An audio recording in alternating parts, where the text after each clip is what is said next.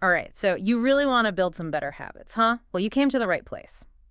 We're going to take a deep dive into all this material you've given us about building better habits. It's a lot to unpack. It sure is. But that's what we're here for. We'll pull out the most important insights and give you a clear path to actually using them. Because we all know it's one thing to read about habits, Right. it's another thing entirely to actually build them. Absolutely. So one of the most interesting things we found, and this is in Atomic Habits by James Clear, which you included in the stack, is this idea of a plateau of latent potential. Yeah. Have you ever felt like you were putting in the work but not seeing results? Yeah. It's like when you're heating up an ice cube and it seems like nothing's happening for a while. But there's a lot of energy going into transforming that ice from solid to liquid. That's a great analogy. And it's so true. Change often works the same way. It's not always about those big wins. It's those small, consistent efforts that build up over time. It's like that for everything, really. Hmm. Not just for us as individuals, but also for organizations, for societies. Yeah. It's systemic, So patience is key. definitely. And, Atomic Habits actually mentioned a study about this, the one with the British researchers. Yeah, what was that about again? They were studying exercise habits and found that people who plan their workouts very specifically, like, I'm going to work out at 7 p.m. on Tuesdays in my living room for 20 minutes, those people were way more likely to actually follow through than those who just said, oh, I want to exercise more. Oh, right. It's like you're taking away the mental effort of figuring out when and where to work out. Exactly. But it's also about more than just the goal itself. It's about setting goals that align with who you are. Right. That's what Clearer calls identity-based habits. Mhm. It's the idea that behavior that's incongruent with the self will not last. So instead of forcing ourselves to do something we think we should be doing, it's about being who we want to be and then making our habits reflect that. Exactly. And it can make such a difference. There's a story in the book about a guy who always keeps his shoes pristine.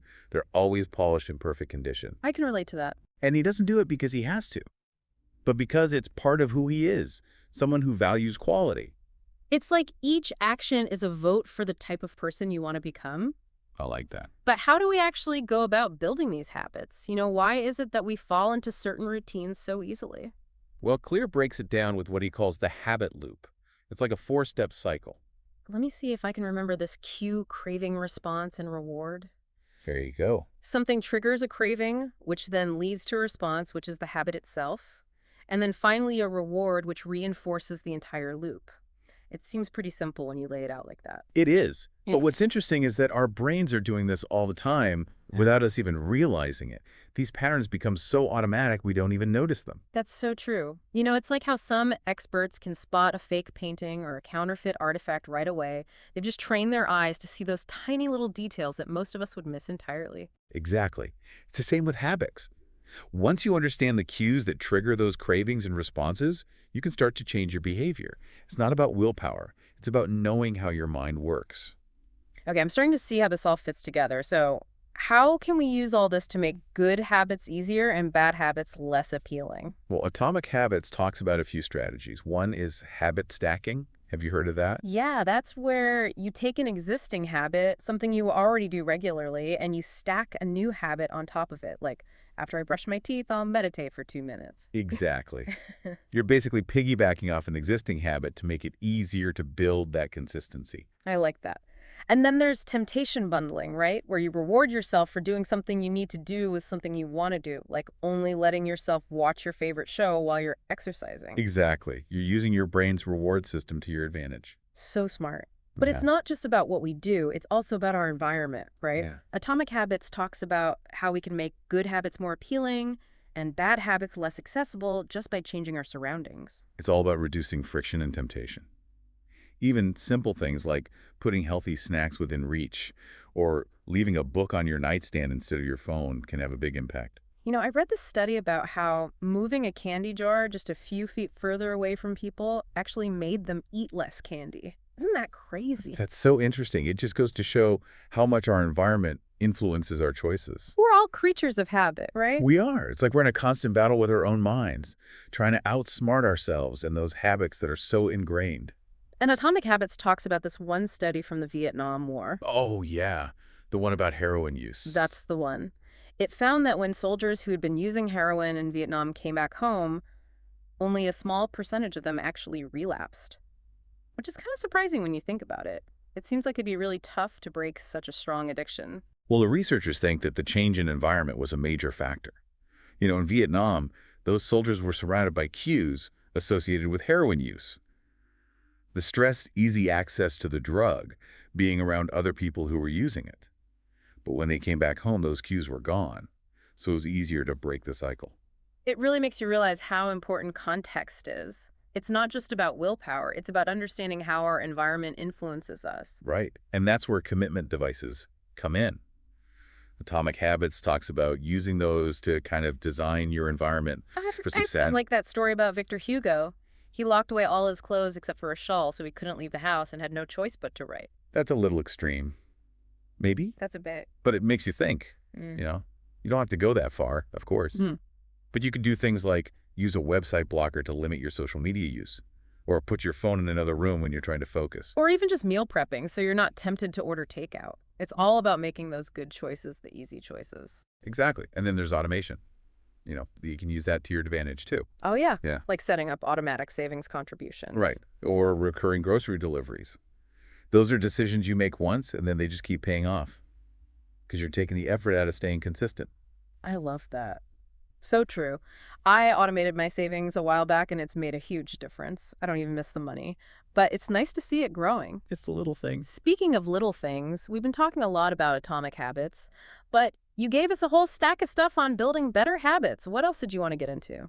I was really interested in that study about mindfulness and how it affects habit formation. Mm. It wasn't directly about, habit stacking or anything like that, but it made me think about the role our mindset plays.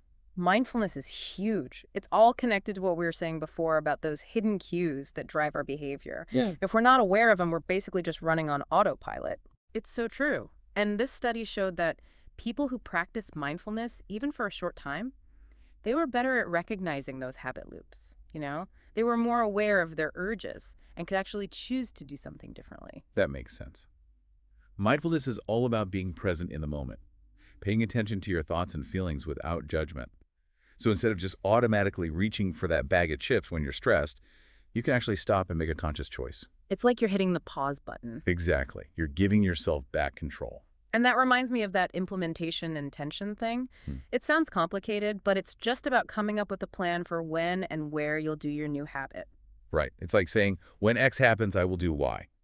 So you're not relying on willpower in the moment. You've already made the decision. So you're kind of creating a set of rules for yourself, almost like programming a computer. That's a great way to put it. And the more you practice these new responses, the more automatic they become. But let's be real. That's easier said than done. Life happens, right? Motivation comes and goes. It's true. And we live in a world that's full of distractions.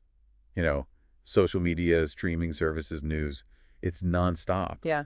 And that's where delayed gratification comes in. And I bet Atomic Habits talks about that too. Oh, yeah. It's a big part of it. Clearer argues that a lot of the things that bring us real meaning and satisfaction, they take time and effort.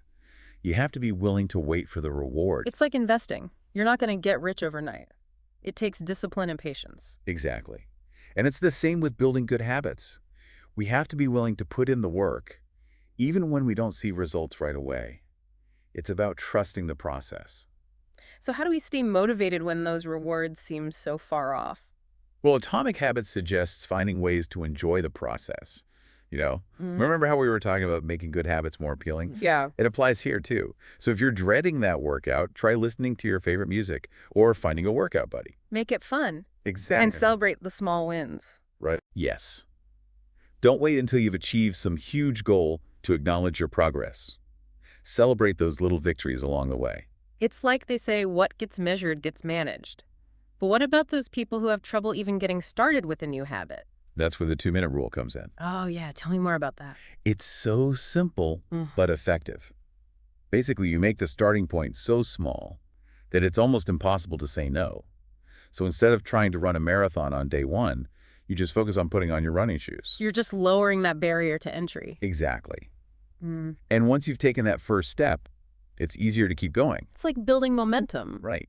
And it's important to remember that nobody's perfect. We're all going to have setbacks. We'll get off track sometimes. But the important thing is to not let those setbacks derail you completely. Be kind to yourself. Exactly. Have some self-compassion. Pick yourself up, dust yourself off, and get back to it. Because ultimately, it's about progress, not perfection. Well said. It's not about reaching some perfect ideal.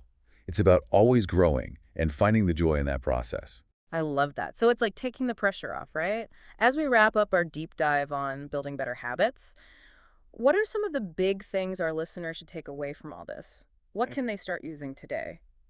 One thing that really comes through from Atomic Habits and everything else we've talked about Mm, is that it's those small changes made consistently over time that make a real difference.